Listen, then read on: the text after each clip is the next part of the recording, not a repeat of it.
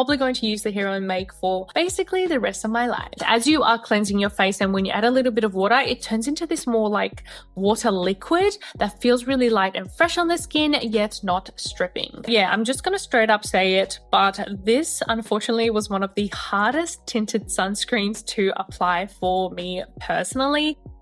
Minasan konnichiwa, this is Tina and welcome back to my channel. In this video, we're going to be talking about some good old skincare hits and misses. If that sounds like your thing, then please go ahead and channel shichatte kudasai. It has been a minute, but I am back with another hits and misses video.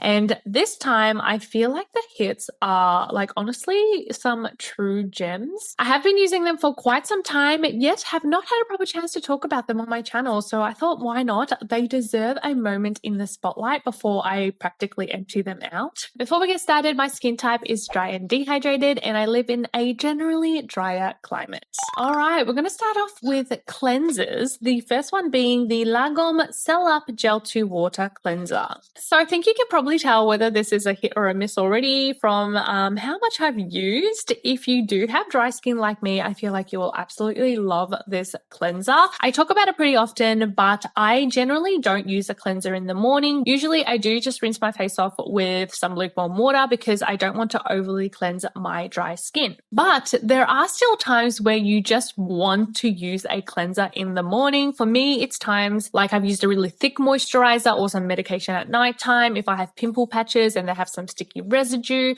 I wake up oily randomly, like it does still happen. And this was the cleanser that I have been reaching for in those instances in the morning for past like 6 months or something. And it is not written on the package here, but when you go on their official site, they do actually recommend this specifically as a morning cleanser, and it is a gel to water cleanser. So it comes out as like a fairly thick gel consistency, but as you are cleansing your face and when you add a little bit of water, it turns into this more like water liquid that feels really light and fresh on the skin, yet not stripping. It does use plant-derived surfactants to cleanse and uses small amounts of essential oils, which gives it a very light, I would say citrus scent, which I genuinely do enjoy. It is very gentle and you can use it on either dry or wet skin. But if you do want a stronger cleansing power, make sure to use it on dry skin. Although it is good for sensitive and dry skin, they actually do say it is good for even oily skin too, as it does have some ingredients that's going to help with sebum control and pore care. But yeah, it has absolutely been my go-to when it comes to a morning cleanser. Needless to say, it is a hit. Next is technically a cleanser as well, but it is a point makeup remover, the Bifesta mascara remover. So I feel like we all know the Heroine make mascara remover. It is literally so good and I cannot live without it. But when I was in Japan, I noticed there were a few other brands who did it. So I got a little curious and bought a couple, the Bifesta being one of them. So the difference of this one was that they kind of highlighted this gel-like formula. This one is more like an oil, and I think most of the ones on the market are oil-based, but this one was supposed to be a gel formula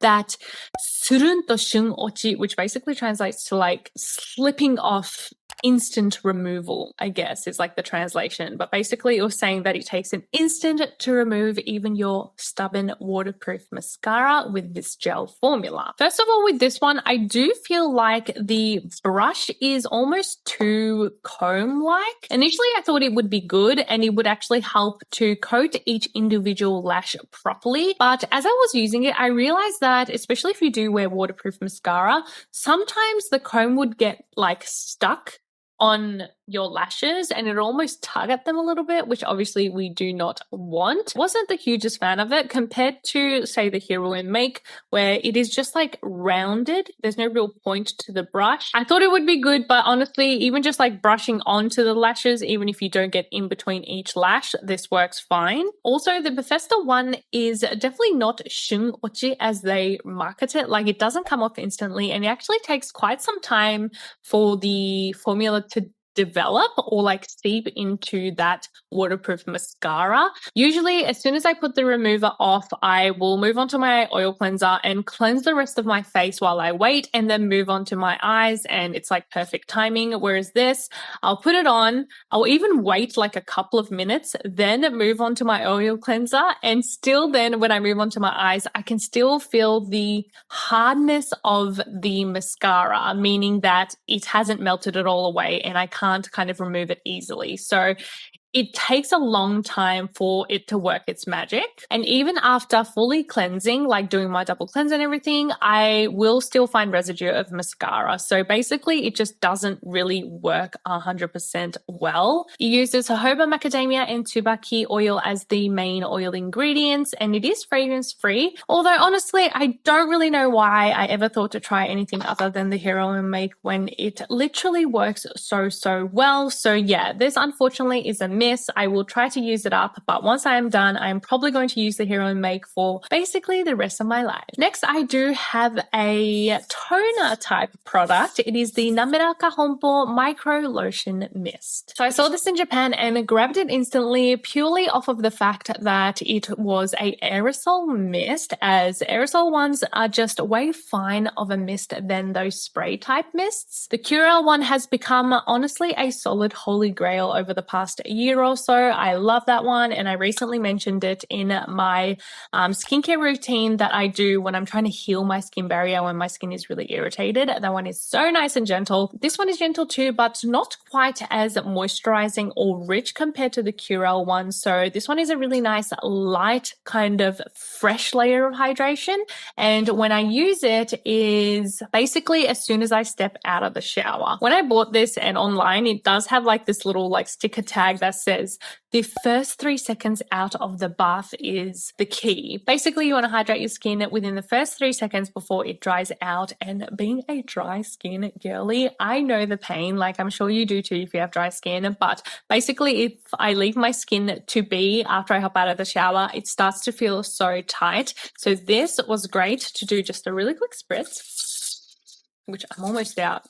I think I have like this much left. I usually wash my hair in my larger bathroom, but most of my skincare is in the bathroom by the bedroom. So when I wash my hair, I'll get out, I'll spray this so it kind of holds me over until I make it to the other bathroom to do the rest of my skincare, and it has worked perfectly for that. It does use multiple forms of soy extract like soy milk, soy collagen, which helps to moisturize and firm the skin. It is also fragrance free, which I believe most of their products are, and this one is a jumbo size, being 300 grams. So the usual can is 150 grams, so half the size of this for about 1,000 yen, so still pretty affordable. And recently I saw that they released a brightening version and a anti-aging version of this mist type toner. So next time in Japan, I think I'm definitely picking it up. It has been really handy to give that just a really quick layer of hydration. It doesn't irritate my skin. It is very gentle. So yeah, it has definitely been a hit. I will note though that aerosol cans especially, they generally don't sell it online. So this one is going to be a hard one to find online to get shipped overseas. So it might be one of those only when you're in Japan type of products to seek out. Next, I have the Recipeo Moist Emulsion. This one, I actually have mentioned it a couple of times now, although probably not a full review, and I have been using it on and off for pretty much the whole of this year, but I do still have a decent amount left since it is a 100ml bottle. This is what I love about emulsions. They always come in big bottles. So I did pick this one up on a bit of a whim and later found out that it was produced as a brand from Matsukyo Kokokara Fine, which are two of some of the biggest drugstores in Japan, as a line specifically catered for those who do have sensitive skin and irritation. On the front, it does say for sensitive and dry skin, and then also 9 free formula, which obviously means that it is free from 9 possible irritants, which the brand lists as fragrance, colorant, alcohol, paraben, UV chemical filters, lauridu, BHT, gluten, and microplastics, which I feel like most of those are pretty irrelevant for the most of us. But I think noting that it is fragrance and alcohol free is probably beneficial for some people out there, since not many Japanese brands are free from those things. The main 3 ingredients they use in the whole line is amino acids, ceramides, and hyaluronic acid, which help to hydrate, moisturize, and help to protect that skin barrier. It is such a beautifully lightweight texture, and that is what I love about it. I mean, you can see it kind of running down.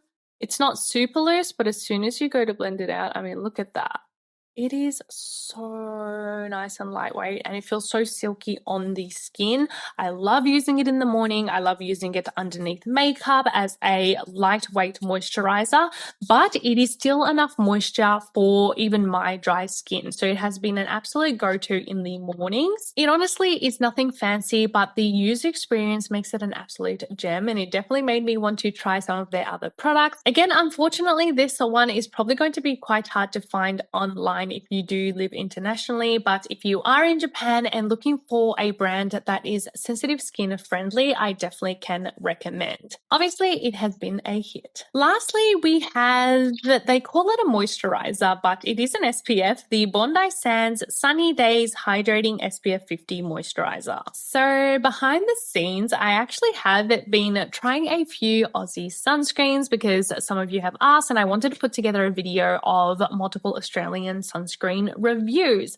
But once you try Asian sunscreens, it is really hard to go back. Of course, living in Australia, I do want to rely on Australian branded sunscreens, especially if I'm spending like prolonged time in direct sunlight, like a beach day, which honestly for me is like once a year, so I don't really need too many options, but they have been tested to withstand the Australian sun, so obviously I would trust and rely that over sunscreens that are made in different countries, tested for different countries. But in general, for my day-to-day minimal sun exposure use, I do just tend to like using my Asian sunscreens because they do have more of an elegant texture and yeah, just a nicer user experience.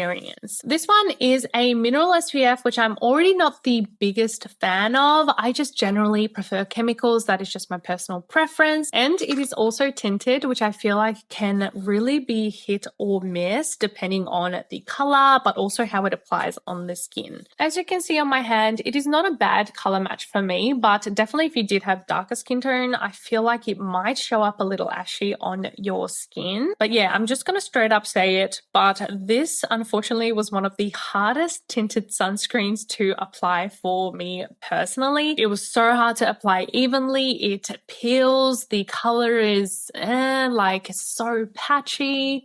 I tried it probably twice, but the second time I literally had to remove it all and apply a different sunscreen just to go for my coffee run, which usually, like, I'm someone who spends 6 out of 7 days with no makeup. I'm happy to go to the shops with no makeup on, but it looked so ridiculously patchy that I was like, yeah, nah, I had to remove it and put on just like a regular untinted sunscreen. So yeah, not the best experience for me. Plus, they actually categorize it as a moisturizer. Like, it doesn't say sunscreen or sun cream. It is a hydrating SPF 50 moisturizer. For dry skin, heck no, it was definitely not enough moisture. And this is also an issue I have with mineral sunscreens. They do tend to dry my skin out. So if you have oily skin, you might really like mineral sunscreens because they do have more of a matte finish. But for me, having dry skin, I do prefer chemical sunscreens. Lastly, I was on their website and they had these stats that said 100% said the texture of the product was easier to apply, 94% that they would repurchase it, and 94% said that their skin looks less dry with the product, which I have to disagree with all points. I don't know, maybe I'm missing something. I really don't think I have to say it, but unfortunately, this was definitely a miss. Well, there you have it, you guys. I really do hope you enjoyed another hits and misses video.